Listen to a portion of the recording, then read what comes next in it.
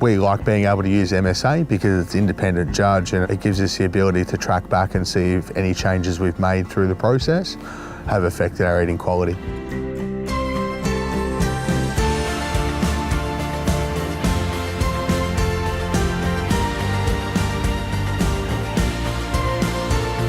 When we first started off, we were basically grazing and grass-fed, but what we decided to do was supplementary feed as well.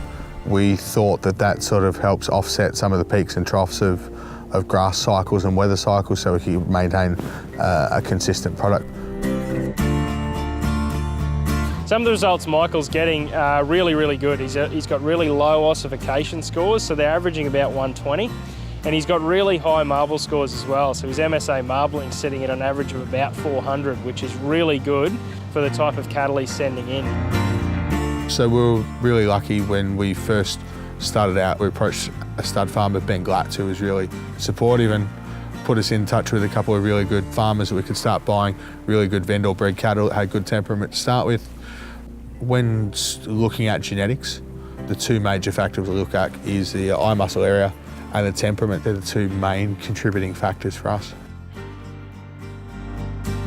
The biggest reason Michael's getting such great MSA results is because he knows these animals inside and out. He's breeding his own, and then he's got a small group of trusted suppliers that he's buying animals from, and that's really making the difference. He's got that lifetime traceability of the animals. I think MSA is really important from a consumer base. They can see they've got the MSA standard on it.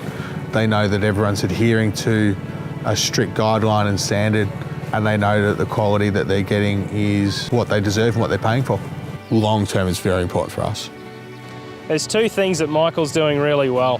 One is he's supplementary feeding his animals when they need it. I think that's really shining through in his marble scores. The other thing that Michael's doing really well is using his feedback. So he's on my MSA, he's seeing how well his cattle are performing, and he's making some core management decisions around that information.